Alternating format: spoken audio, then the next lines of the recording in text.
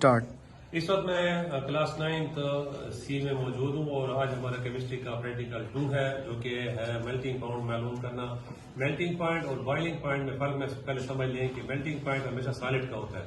जब हम किसी ठोस चीज को माए में तब्दील करते हैं तो वो जो पॉइंट होता है उसको हम कहते हैं नुक्ता पिघलाव या मेल्टिंग पॉइंट। और उसके बाद जो लिक्विड होगा या जो माए होगा उसको जब हम गैस में तब्दील करेंगे उसका जो मालूम करेंगे वो होगा बॉइलिंग पॉइंट। तो सॉलिड का हमेशा मेल्टिंग पॉइंट होता है और लिक्विड का हमेशा बॉइलिंग पॉइंट होता है। ठीक है उमर, इधर उमर समझ आ गई? ठीक है, तो आज हमारा पहले प्रैक्टिकल जो है वो है इसी के बारे में कि मेल्टिंग पॉइंट किस तरह मालूम करते हैं।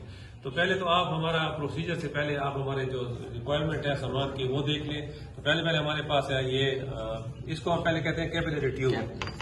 ये कैपिलरी ट्यूब, टेस्ट ट्यूब दोनों इसके सेम कहते हैं। ये हमारे पास होंगी दो, हमारे पास ये मौजूद है, फिर ये होल्डर है उसका, उसके बाद थर्मामीटर है, फिर हमारे पास बीकर है, लिक्विड वाटर है हमारे पास, नीचे हमारे पास स्पिरिट लैंप है और इसके ऊपर हमने रखे हुए है वायर गाज।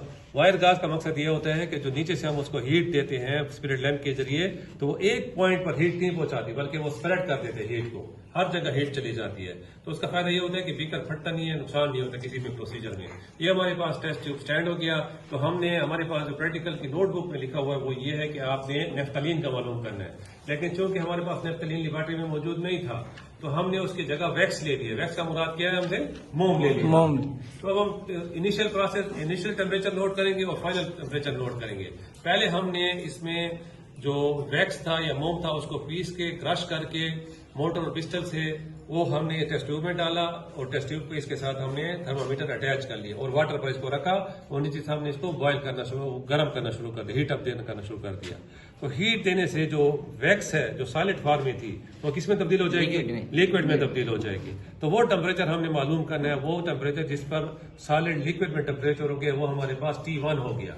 अब हमने नीचे से आग बंद कर देनी है और हमने वेट करना है कि वो जो लिक्विड वैक्स थी वो दोबारा तब्दील हो जाए किसमें? सॉलिड में। तो वो टेम्परेचर हम नोट लेंगे, वो हमारे पास जो T2 हो जाएगा। तो T2 में सेकेंड रीडिंग से पहले रीडिंग निकाल लेंगे तो वो हमारे पास किसी भी चीज का मेल्टिंग पॉइंट आ जाता है। मेल्टिंग पॉइंट क्यों जरूरी होती है? असल बात यह है, मेल्टिंग पॉइंट इसलिए है कि जो भी सॉलिड है उसको हम डायरेक्ट इस्तेमाल नहीं कर सकते। फॉर एग्जाम्पल आप सोना है, सोने से आपने जेवरात बनाने हैं तो जब तक आप उसको लिक्विड फॉर्म में नहीं लाओगे आप उसको मुख्तलिफ शक्ल में नहीं ढाल सकते हो, कोई भी जेवर उसे नहीं बना सकते हो।